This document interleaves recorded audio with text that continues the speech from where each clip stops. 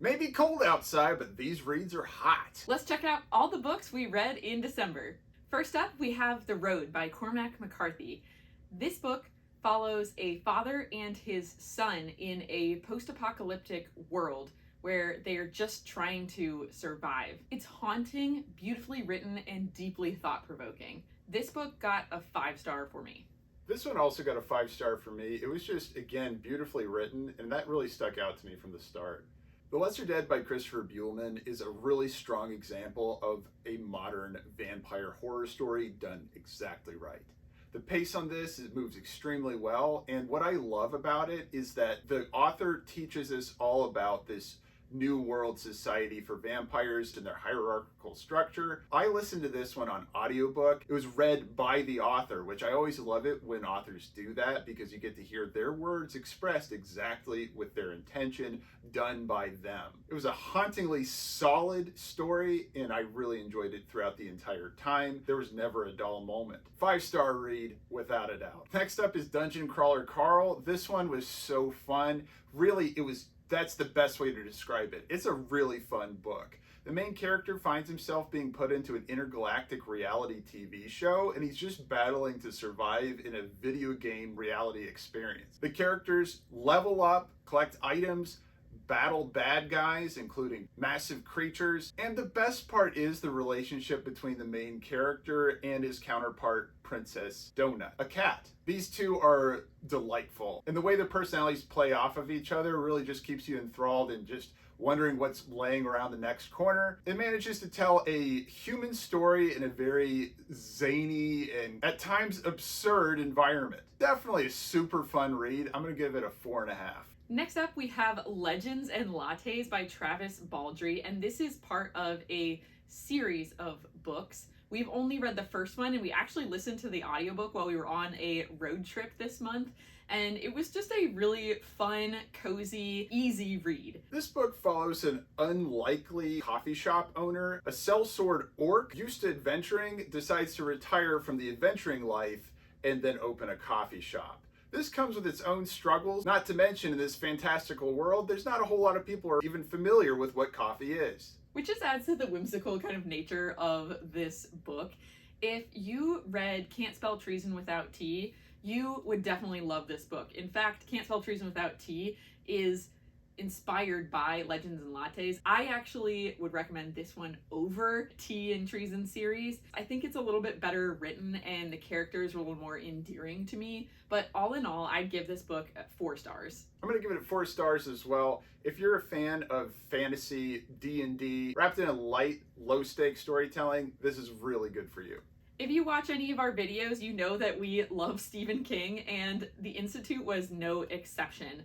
In this book, we follow a young boy with telekinetic powers who gets kidnapped by a secret government program where they are doing experiments on children, and follow him as he tries to escape from the Institute. If you like Stranger Things or other kind of government experiment, sci-fi type setups, this one is for you. I especially loved the characters. Stephen King always writes his characters so well, and you'll be hooked from beginning to end. Strange Houses by Uketsu is really interesting for many different reasons. One of them is actually that it's written by a YouTuber that's famous in Japan.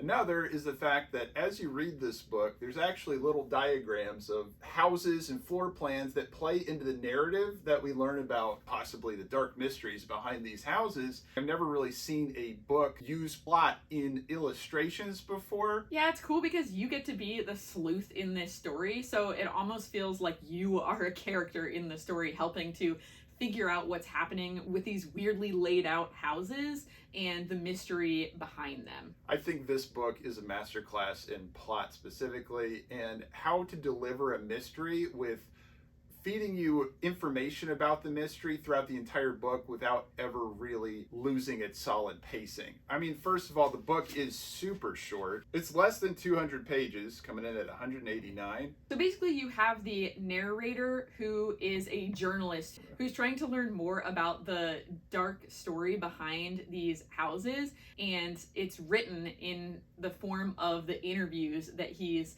conducting with these different people. So it's a really cool setup, very unique and very fast paced. That being said, this one was a 4.5 stars for me. I'm gonna say 4.5 stars as well for such a unique experience. This was an unexpected delight.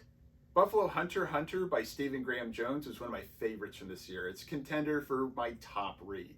The story is told through a memoir found of a Lutheran pastor taking the confessions from one of the Blackfeet Indians named Goodstab, and shed some light on the mysterious ensanguinated victims around the area.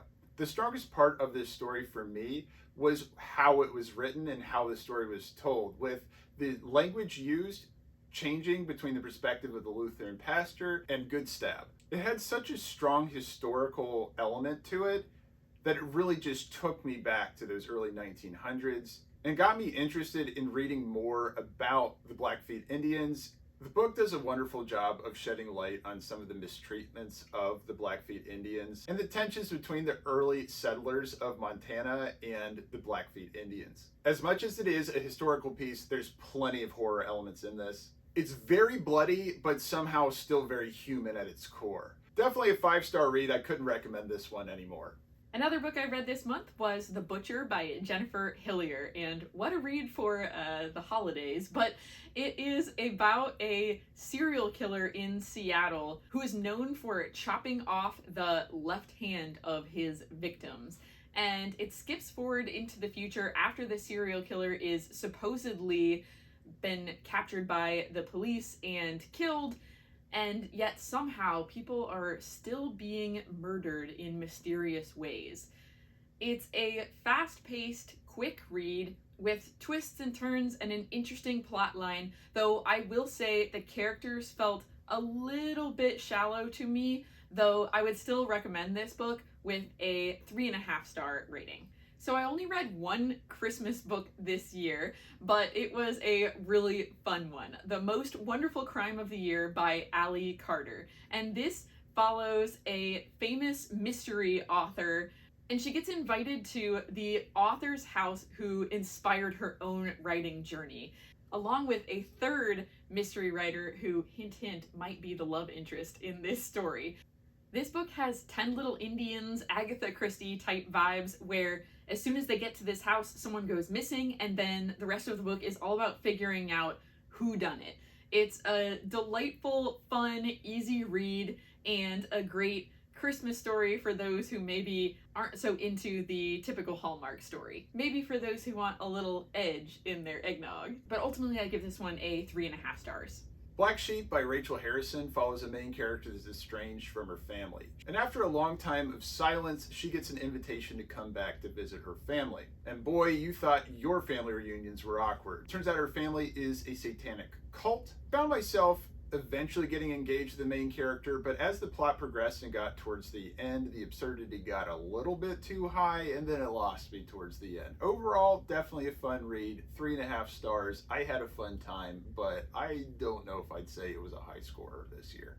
Another fun read for me this month was The Second Chance Book Club by Stephanie Butland, and this popped up for me on Kindle Unlimited. I had never heard of it before or heard of the author, but it was a really cozy, heartwarming read about a young woman who inherits an estate from a long-lost relative. In fact, she was adopted as a young girl and knows nothing about her biological family until she receives this inheritance from a long-lost aunt. It's all about her journey in finding herself, discovering more about her family, and building a new community with a book club that her deceased aunt had hosted at her house. I recommend this for anybody who maybe feels a little bit lost in the world and just wants an uplifting read about finding yourself in the world. This one gets 4 stars for me. My last book for this year was Girls on the Line by Amy K. Runyan. And this is a great book for those of you who like stories like The Women or The Nightingale by Kristen Hanna, in that it follows a woman's journey through wartime. In this case, it's a young woman who joins the army to become a telephone operator during World War I. My only complaint with this book is that I wish it focused a little bit more on the actual telephone calls that the women were communicating throughout the war and the role that those messages played in the strategy of the war. Unfortunately, it doesn't really talk too much about that. It focuses more on the women themselves and how they interact with each other, and then this romance subplot that's thrown in there as well. And it is interesting, but I will say it's not quite as good as The Women or The Nightingale. So I would still recommend it for a pretty quick, easy, interesting read, but ultimately I give this one a 3.5 stars.